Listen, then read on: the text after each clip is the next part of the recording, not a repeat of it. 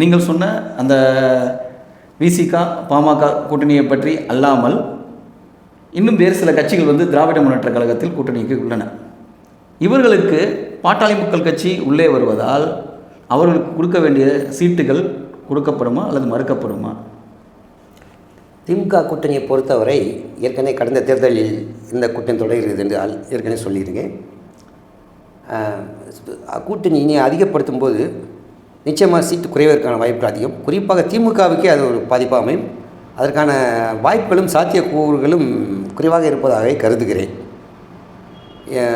குறிப்பாக திமுகவை தாண்டியும் திமுக கூட்டணி கட்சிகள் அதை விரும்பாது என்று நினைக்கிறேன். ஏன்னா நிச்சயமாக பாட்டாளி கட்சி உள்ளே வந்தால் அவர்களுக்கு குறைஞ்சபட்சம் ஒரு 15லேருந்து 20 தொகுதி சீட்டு கேட்பாங்க, கொடுக்க வேண்டியது இருக்கும். அப்படிங்கும்போது அதை எங்கேருந்து எடுத்து கொடுக்க முடியும்? திமுக ஏற்கனவே கம்மியான குறைந்த தொகுதியில் போட்டியிட்டு கடந்த முறை தனி மெஜாரிட்டி வந்தார்கள். இதையும் குறைத்து கொடுக்கும்போது அது சாத்தியமில்லை. எனக்கு தெரிந்து கூட்டணி வாய்ப்புகள் குறைவாகத்தான் இருப்பதாக கருதுகிறேன். மற்றொரு விஷயம், திருமாவளவன் கட்சியிலிருந்து விடுதலை சிறுத்தைகள் கட்சியில் ஒரு 2 மாதங்களுக்கு முன்பதாக ஒரு சுவரொட்டியானது ஒட்டப்பட்டது. ஆட்சியிலும் பங்கு, அதிகாரத்திலும் பங்கு அப்படின்னு கேட்டிருக்காங்க. அப்போது திராவிட முன்னேற்ற கழகத்திலிருந்து அவர்களுக்கு எக்ஸ்ட்ரா எதுவும் சீட்டுகள், அதிகப்படியான சீட்டுகளும் தொகுதிகளும் ஒதுக்கப்படுமா? இது ஒரு சாதாரணமான நிகழ்வு தான். பொதுவாக எல்லா கட்சியுமே ஆட்சி பிடிப்பதற்காக கட்சி ஆரம்பிக்கிறாங்க. யாரும் சங்கரமணம் நடத்தவில்லை. ஆட்சியை பிடித்தால் மட்டும்தான் அதிகாரம் கிடைக்கும். அதிகாரம் கிடைத்தால் மக்களுக்கு சேவை செய்ய முடியும், கட்சிக்கும் மக்களுக்கும் நன்மை செய்ய முடியும். இதை பெரிதாக பார்க்க வேண்டிய அவசியமில்லை. விடுதலை சிறுத்தைகள் கேட்பது அவர்களுடைய உரிமை. அதை கொடுப்பதும் கொடுக்காதும் அந்த கூட்டணி கட்சியினுடைய தலைமையுடைய முடிவு. இது பெரிதாக தாக்கத்தை ஏற்படுத்தாது. அது ஒரு புறம் இருந்தாலும் காங்கிரஸ் கட்சியானது தற்பொழுது நடுநிலை வைக்கக்கூடிய ஒரு கட்சி. ஏன்னா திராவிட முன்னேற்ற கழகத்தில் அங்கம் வகிக்கின்ற காங்கிரஸ் கட்சியானது அது ஒரு மிகப்பெரிய கட்சி. ஏன்னா அது மத்தியில் மிக பெரும் ஆட்சியை ஏற்படுத்தி அதற்கு பிறகு இப்பொழுது ராகுல் காந்தி அவர்கள் தலைமையில் மெருகூட்டப்பட்டு கொண்டு வந்திருக்கிறது. இதனால் இவர்கள் அதிகப்படியான சீட்டுகள் அவரும் கேட்டு பெறலாம் இல்லையா? திமுக தற்போது உள்ள சூழ்நிலையில் பெரிதாக அழட்டிக் கொள்ளவில்லை.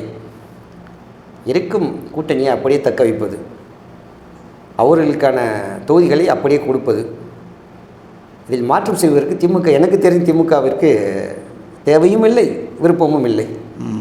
சரி, எத்தனை சதவீதமான வாக்கு திராவிட முன்னேற்ற கழகம் அதன் கூட்டணி கட்சிகளும் சேர்ந்து வாங்கும் என்பது தங்களுடைய கருத்து என்ன? அது வரும் சட்டமன்ற தேர்தலில் 4 முனை போட்டி என்று சொன்னேன் அல்லவா? 4 முனை போட்டி ஏற்படும் பொழுது ஓட்டுகள் பிரிய வாய்ப்பு இருக்கிறது. குறிப்பாக சீமானை பிடிக்காதவர்கள், அதிமுகவை பிடிக்காதவர்கள், திமுகவை பிடிக்காதவர்கள், அதில் சிறுபான்மையினர் ஓட்டையும் சேர்ந்து சொல்லலாமே. சிறுபான்மையினர் ஓட்டு என்பது நிச்சயமாக அது திமுகவுக்கு தான் போக அதிகமான வாய்ப்பு இருக்குது. கிட்டத்தட்ட எனக்கு தெரிந்து எத்தனை முனை போட்டியாக இருந்தாலும் ஒரு 60லிருந்து 80% ஓட்டுகள் திமுகவிற்கு தான் போக வாய்ப்பு இருக்குது. காரணம், எதிர்முனையில் பிஜேபி இருப்பதால் அந்த ஓட்டு திமுகவுக்கு சாதகமாக. நீங்கள் சொல்வது சரிதான். இருப்பினும் சிறுபான்மையினர் ஓட்டானது தற்பொழுது அரசியலில் என்ட்ரியாக இருக்கின்ற நடிகர் திரு விஜய் அவர்களுக்கு பெருவாரியாக பிரியும் என்பது ஒரு சில கருத்துக்கள் வந்து கொண்டிருக்கின்றன. அதை பற்றி நீங்கள் என்ன நினைக்கிறீர்கள்? அதைத்தான் நான் சொன்னதனுடைய தொடர்ச்சி அதுதான். அதாவது திமுகவிற்கு 90% சிறுபான்மை ஓட்டு போக இருந்தது. நான் 60 to 80 என்று சொன்னேன் அல்லவா? அப்படியாக அந்த குறைந்தால் அந்த ஓட்டு நிச்சயமாக விஜயினுடைய தாவேக்காவுக்கு போவதற்கான வாய்ப்புகள் அதிகமாகவே உள்ளன. அப்போது திராவிட முன்னேற்ற கழகத்துக்கு சிறுபான்மையினர் ஓட்டானது ஒரு 60%, தாவேக்கா விஜய் அவர்கள் ஒரு 25% போகும் என்று தங்களது கணிப்பு. 20லிருந்து 35% வரை போக வாய்ப்பு இருக்கிறது. ஓகே.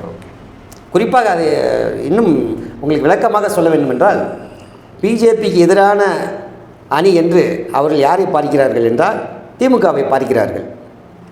எனவே அவர்களுக்கு அதிகபட்சமான சிறுபான்மை ஓட்டு போகக்கூடிய வாய்ப்புகள் இருக்கிறது என்று தான் நான் உங்களுக்கு சொன்னேன்.